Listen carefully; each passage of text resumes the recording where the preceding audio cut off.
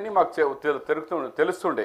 ఇప్పుడు మాత్రం official figures ఈ బుక్లో ఎక్కడ కూడా మాకు చూపించలేదు లాస్ట్ ఇయర్లో ఎంత జాప్యం జరిగింది, ఎంత ఖర్చు అయింది. ఇకపోతే అధ్యక్ష, అన్ఎంప్లాయ్మెంట్ మేము 3000 ఇస్తా అంటే తవారు వచ్చి కాదు అన్నారు. తర్వాత వచ్చి సప్లిమెంటరీ బడ్జెట్లో 3016 రూపీస్ మేము ఇస్తామని హామీ ఇచ్చినారు. కానీ ఈ బడ్జెట్లో కేవలము ఫండ్స్ చూపించినారు 1800 crores వరకు ఇస్తామని. ఏప్రిల్ నుంచి ఇస్తారా లేదంటే మళ్ళా ఓటాన్ అకౌంట్ బడ్జెట్ అయినాక తర్వాత ఇస్తారా? దీని రూల్స్ మోడాలిటీ ఏంది ఎప్పుడని చేయకుండా కేవలం ఫండ్ చూపించినారు. ఎలా అంటే అధ్యక్ష, MBC most backward classes corporation 1000 crore 3 సంవత్సరాల నుంచి ఇదే సభలో నేను అడుగుతూనే అసలు ఎవరా ఎంబీసీ వాళ్ళు అదర్ ఐడెంటిఫై అయినా చేసిరా ఏ కులాలు మోస్ట్ బ్యాక్వర్డ్ కులాల్లో బీసీలో ఉన్నాయంటే సమాధానం లేదు. 3 సంవత్సరాల నుంచి కరెక్ట్ 1000 crore. ఇది కూడా అట్లనే ఉంది. 1800 crore उसके क्या शादी नहीं हुआ, अभी बच्चा होता बच्ची होता नहीं मालूम है, मगर बजट में लगा दिए. क्या उसका सिस्टम बनाएंगे, ఎలా మీరు చేయగలుగుతారు, ఏజ్ కేటగిరీ ఎంత, ఎడ్యుకేషన్ ఎంత కావాలా అన్నట్టు ఏమీ లేకుండా 1800 ఇది కూడా ప్రజలను మోసం చేసే తప్ప, యువకులకు మోసం చేసే తప్ప దీంట్లో మాత్రం సిన్సియారిటీ లేదు. కాబట్టి నేను డిమాండ్ చేస్తున్నాను మీ ద్వారా మీ గవర్నమెంట్ను, మీరు క్లారిఫికేట్ మీరు బిల్లో ఈ ఆన్సర్ ఇచ్చేటప్పుడు మీరు చెప్పండి ఏప్రిల్ 1 నుంచి ఈ యువకులకు మీరు ఇవ్వబోతున్నాము, ఏ కేటగిరీ ఇవ్వబోతున్నామో కొంచెం క్లారిటీగా ఇవ్వాలని కూడా అధ్యక్ష మీ ద్వారా నేను మినిస్టర్ గారికి కోరుతున్నాను. ఇక ఎస్సీ ఎస్టీ డెవలప్మెంట్ అయితే గంటలు మాట్లాడుతున్నాం కానీ అసలు ఏం డెవలప్మెంటే లేదు. వాళ్ళకు 3 ఎకరాల భూమి అన్నారు.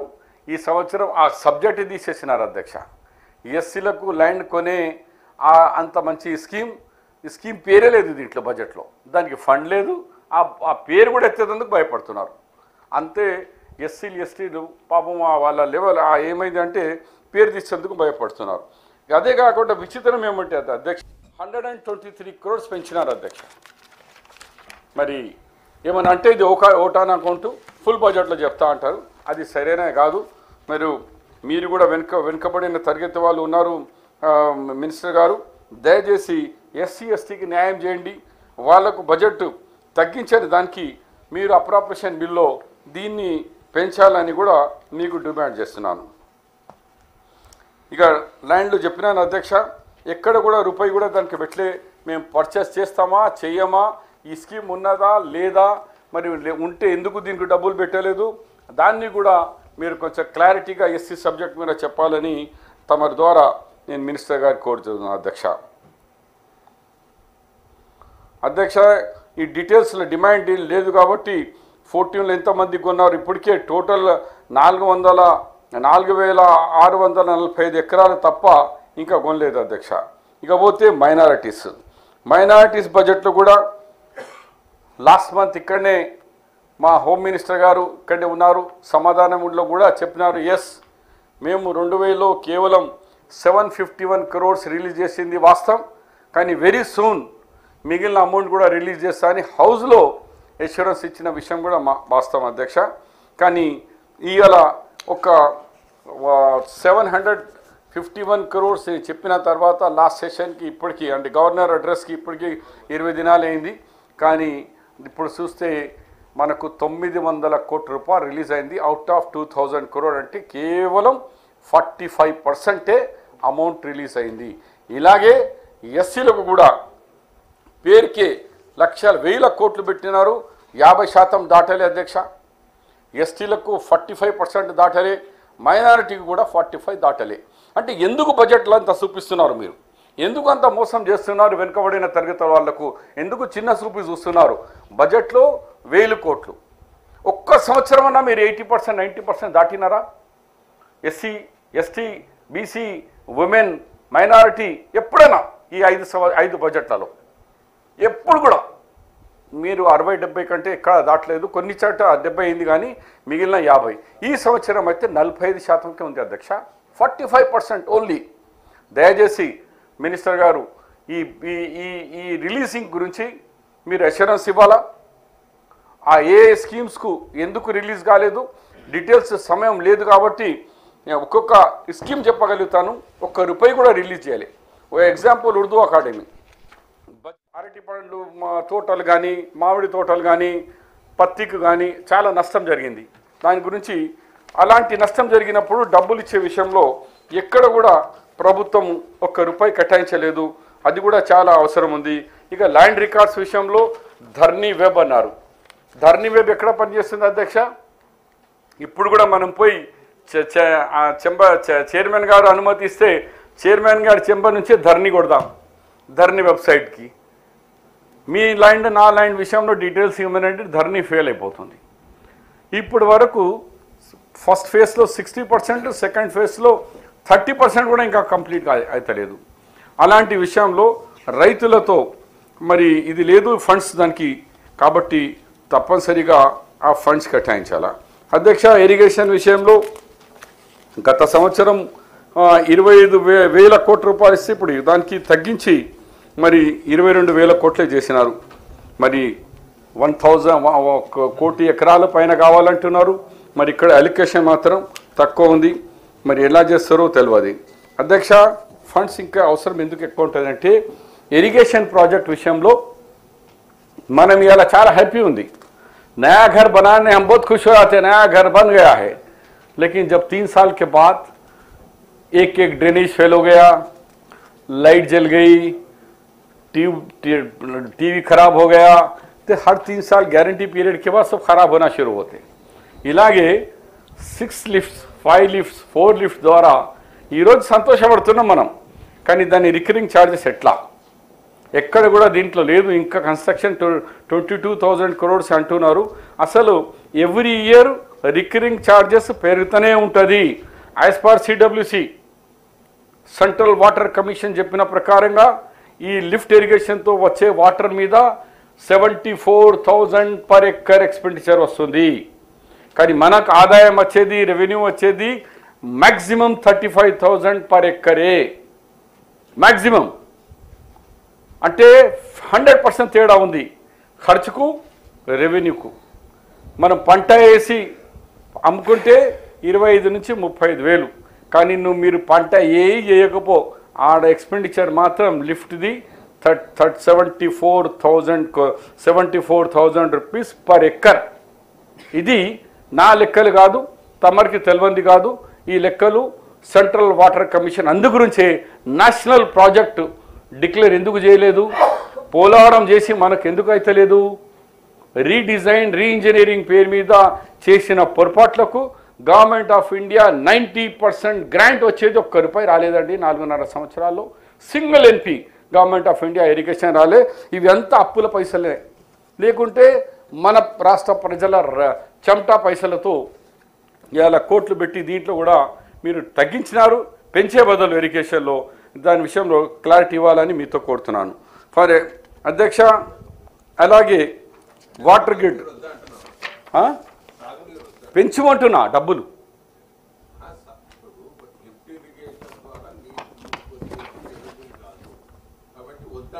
కాదంటే నేను నాకు అడిగే వద్దలు మీరు ఆన్సర్ వచ్చినప్పుడు నా సూటి క్వశ్చన్ నాకు అడగదు, చైర్మన్ గారికి అడగండి. చైర్మన్ గారు చెప్పమంటే క్వశ్చన్ చెప్తాను. చైర్మన్ సార్, క్లారిటీగా నేను చెప్పినాను, ఇంకా ఇరిగేషన్లో డబ్బులు పెట్టండి. ఈ ప్రాజెక్ట్స్ డే బై డే మనకు ఆచరణ వచ్చినప్పుడు expenditure, electricity expenditure, recurring charges, పంప్ల పైసలు, శాలరీస్ ఇవన్నీ పెరుగుతాయి. కాబట్టి 25,000 కోట్ల నుంచి 22,000 కోట్లకి మీరు 2,500 కోట్ల రూపాయలు తగ్గించినారు. ఇంకా పెంచాలవలసేది మీకు ఎవ్రీ ఇయర్ మీ కాస్ట్ పెరుగుతుంది. ఇది నేను చెప్పింది కాదు, సిడబ్ల్యూసి చెప్పింది. అందు గురించి సిడబ్ల్యూసి మీకు ₹1 గ్రాంట్ రాదు, మీరు దీని మీదనే మీ పైసల మీద మన రాష్ట్ర ఖజానా మీదనే డిపెండ్ కావాల్సిందే అని అంటున్నాను తప్ప నేను పెంచు ఎక్కువ చేయి తక్కువ చేయి అది మీ ప్రభుత్వం నిర్ణయం. మా నిర్ణయం అయితే ప్రతి వారికి ప్రతి ఎకరానికి నీళ్ళు ఇవ్వాలనే మా లక్ష్యం. ఇక అధ్యక్ష, మిషన్ భగీరథ విషయంలో కూడా ప్రభుత్వం 2017లో ఇస్తామన్నారు. లేకుంటే ఓట్లు అడగన్నారు. 17 పోయింది, 18 పోయింది, 19 పోయింది. ఇప్పుడు 2000 ఏప్రిల్ వరకు కూడా ఇచ్చేస్తామన్నారు. మరి ఇస్తారా, ఆ డేట్ చేంజ్ చేస్తారా, అది మీ ఇష్టం. కానీ మీకు ఒక స్టడీ కేసు తెలియజేస్తాను అధ్యక్ష. మీరు దయచేసి ఈ కేసును మీ ద్వారా ప్రభుత్వానికి చెప్తున్నాను, స్టడీ చేయండి అధ్యక్ష. నా కాన్స్టెన్సీ కామారెడ్డి అందరికీ తెలిసిందే. మిషన్ భగీరథ విషయంలో గోదావరి 115 కిలోమీటర్ నుంచి 3 లిఫ్ట్ నుంచి కామారెడ్డికి వాటర్ వస్తుంది. ఇది ఇదే హౌస్లో కేటీఆర్ గారు అక్కడి నుంచి గౌరవ ముఖ్యమంత్రి అన్నారు, షబీర్ నీ హయాంలో నువ్వు తెచ్చిన స్కీమ్, నా హయాంలో నేను సిద్దిపేట తెచ్చిన ఇది బెస్ట్ స్కీమ్ ఉంది, అది మోడల్గా రాష్ట్రానికి వహిస్తున్నారు. ఆ మోడల్ అని చెప్పిన స్కీమ్ సంగతి చెప్తున్నా. ఇప్పుడు దానికి ఎలక్ట్రిసిటీ బిల్ మున్సిపాలిటీకి ఈ రోజు వరకు 4,85,85,000 రూపాయల బిల్ వచ్చింది. Demand notice electricity department only for వాటర్కు బిల్. అది కేవలం 5 కిలోమీటర్ మల్లన్నగుట్ట నుంచి మ్యాక్సిమంగా 30 crores వరకు అక్కడ మెయిన్గా శ్రీరామ్ సాగర్ నుంచి లిఫ్టింగ్కు 30 కోట్ల రూపాయలు వీళ్ళు పంచాయతీరాజ్ అంటే హమారేగానే కాయ అంటున్నారు. మున్సిపాలిటీ వాళ్ళు ఏమంటున్నారంటే మాకెంతనా ఇంత ఇస్తున్నారు వాటర్, దానికి మేము 4 కోట్ల మా బడ్జెటే 9 crores, దాంట్లో రెగ్యులర్గా మేము 2 crores రూపీస్ మా స్ట్రీట్ లైట్ మోటార్స్ బిల్కు మాకు పోతున్నాయి. రూపాయి లేదు, సాలరీస్కి లేవు, సఫాయికు లేదు. మళ్ళీ దాని తప్ప మళ్ళీ మీకు ఈ కరెంట్ ఈరోజు 4,85,85,000 ఎలక్ట్రిసిటీ బిల్లు పెండింగ్ ఉంది. ఇట్లా రేపు ప్రతి మున్సిపాలిటీ లెక్క చేయండి. మీరు ఇచ్చిన 300 మున్సిపాలిటీస్, ఈ గ్రామ పంచాయతీస్, ఇవి అందరికీ రేపు కరెంటు బిల్ కానీ, రికరింగ్ ఛార్జెస్ కానీ, రిపేర్స్ కానీ, పైపులు పలిగిపోతే కానీ, వాటర్ మిక్సింగ్ దానికి ఎక్స్పెండిచర్ కానీ దీంట్లో ₹1 పెట్టలేదే. మరి ఇది ఎట్లా నడుస్తుంది స్కీమ్? మనం ఫిల్టర్ ఇంట్లో పెట్టుకుంటే ఎవ్రీ 6 monthsకు ఫిల్టర్ క్యాండిల్ చేంజ్ చేయాలా, లేకుంటే ఆ ఫిల్టర్ పని చేయదు, కిల్లే వాటర్ ఎదుగానా. మరి ఇంత పెద్ద స్కీమ్స్ మీరు లక్షల కోట్ల రూపాయలు పెట్టుకున్న స్కీమ్స్కి ఈ మిషన్ భగీరథలో దీనికి మెయింటెనెన్స్కు రూపాయి లేదు. మరి మెయింటెనెన్స్ ఎవరు చేయాలా, అది క్లారిటీ కావాలా.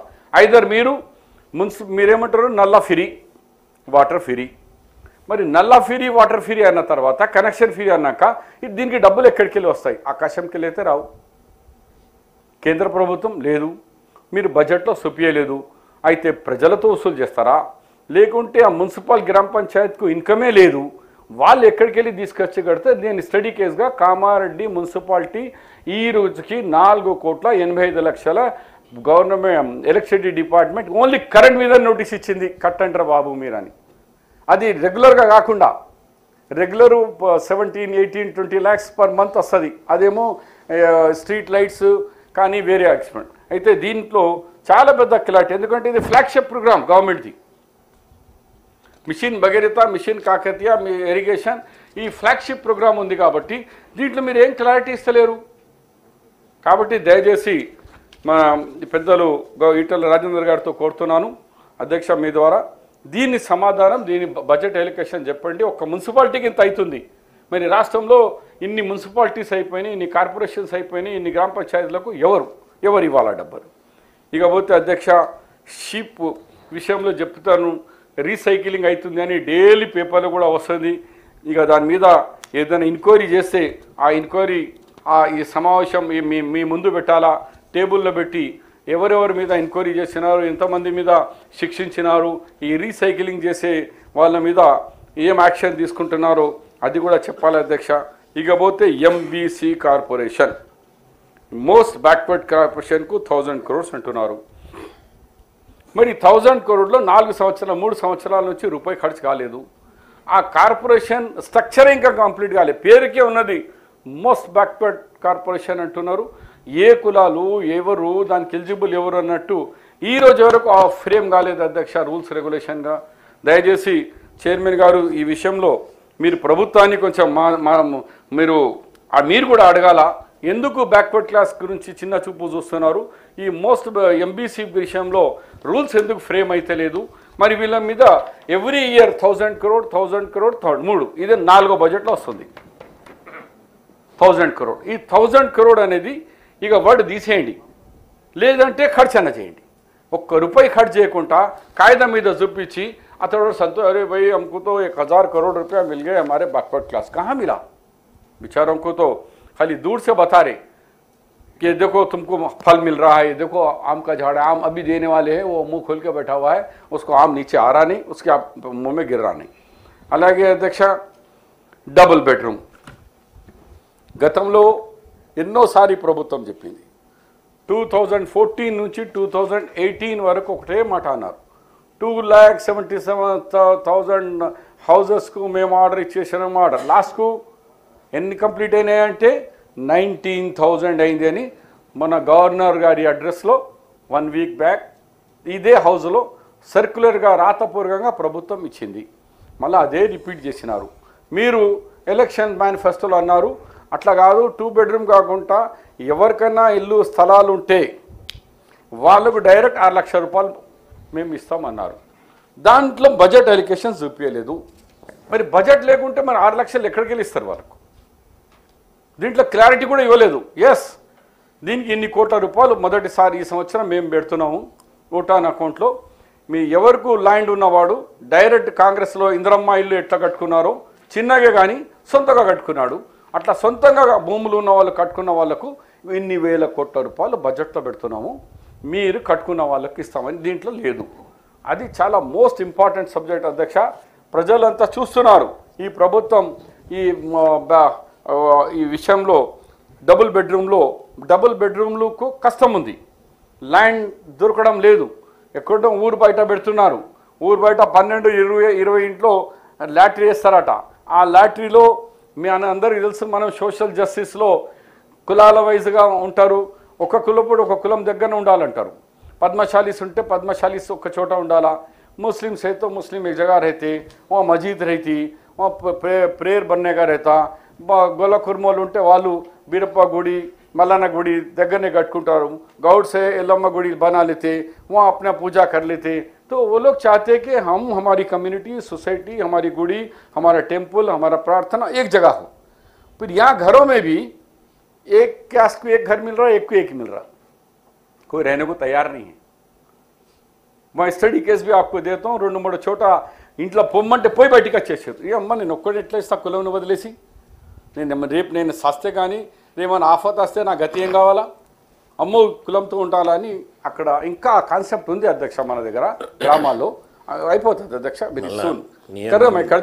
నియమ అనే పదాన్ని రెండోసారి వాడారు కాబట్టి ठीक है साहब भानु प्रसाद साहब देख रहे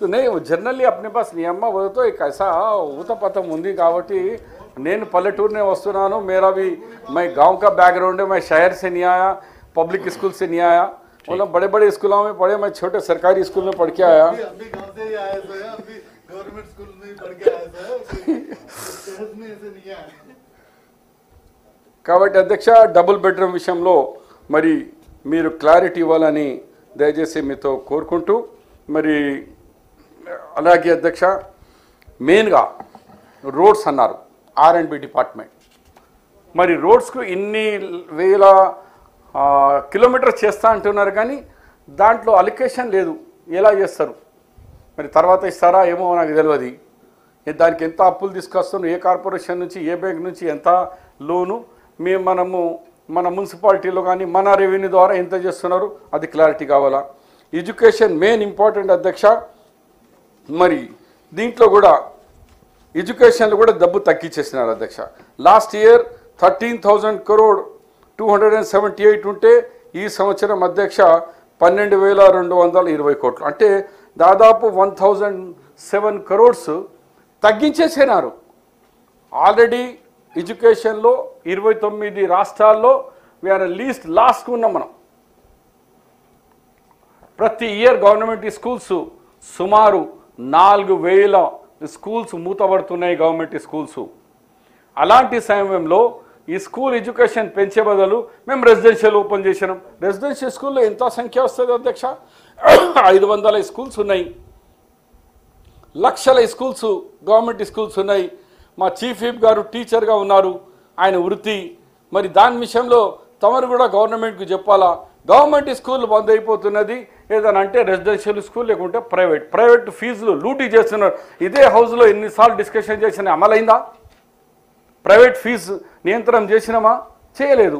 మరి దీని విషయంలో ఇంకా బడ్జెట్ పెంచే బదులు మీరు एजुकेशन को तग्गिंचेसिनार. ये बड़ा अफसोस की बात है. एजुकेशन हमारा बुनियाद है. लिटरेसी हर एक को देना, परसेंटेज बढ़ाना हमारा गवर्नमेंट का फर्ज है. हमारा फर्ज से उल्टा 1000 करोड़ रुपया हमने इस बजट में कम कर दिया. मेडिकल एंड हेल्थ अध्यक्ष అది కూడా అందరికి పేపర్లో రోజు వస్తాం. ఈవెన్ దో ఎక్సలెన్సీ గవర్నర్ గారు కూడా పోయి చెప్పినాం బాగలేదు మెడికల్ ఫెసిలిటీస్ ఉస్మానియా గాంధీలో అని డైలీ ఉస్మానియా స్టోరీస్ వస్తున్నాయి. కానీ ఇక్కడ 2000 కోట్లు తగ్గించేసినారు. హరి ఇవి ఈ సెక్టర్లో ఎడ్యుకేషన్ హెల్త్లో పెంచే బదులు ఉల్టా తగ్గించేసినారు. బడ్జెట్లో లాస్ట్ ఇయర్ 7000 ఉంటే 5000 చేసేసినారు. ఉమెన్ అండ్ చైల్డ్లో కూడా 2900 crores ఉంటే దానికి 1600 crores చేసినారు. 2900 crores కు 16 ఉమెన్ అండ్ చైల్డ్కు బడ్జెట్ 50% తగ్గించేసినారు. Education health women roads BC వెల్ఫేర్లో తగ్గించేసినారు అధ్యక్ష. లాస్ట్ ఇయర్ 5920 కోట్ల రూపాయలు అధ్యక్ష. ఈసారి 4528 కోట్ల అధ్యక్ష. అంటే సుమారు 1500 కోట్ల రూపాయలు తగ్గించేసినారు. అంటే బీసీ వెల్ఫేర్ జనాభాలో 52% ఉన్న జనాభా, ఇది రాష్ట్రంలో జనాభా 52% ఉంటే వాళ్ళ వెల్ఫేర్కు పెంచే బదులు వాళ్లకు ఈ స్కీమ్లో 15,000 తగ్గించేసినారు. అలాగే పంచాయత్ రాజ్ రూరల్ డెవలప్మెంట్లో అధ్యక్ష 15,000 కోట్ల నుంచి 8,000 కోట్లకు అయిపోయింది. 50% పంచాయత్ రాజ్ మే రోడ్స్కు అభివృద్ధి తగ్గిపోయింది. దాంతో అధ్యక్ష మెయిన్ ఇంపార్టెంట్ ఇప్పుడు రిసోర్స్ టు ద గ్రామ పంచాయత్. మనం గ్రామ పంచాయతీలు పెంచేసినాం. తాండాలు సుమారు 3000 తాండాల వరకు మనం పెంచేసినాం. తాండాలు గుండాలు. కానీ ఇప్పుడు చెప్పండి అధ్యక్ష, వాళ్ళకు ఈ 4.5 సంవత్సరాల్లో ఎక్కడ కూడా ₹1 ఇవ్వలే.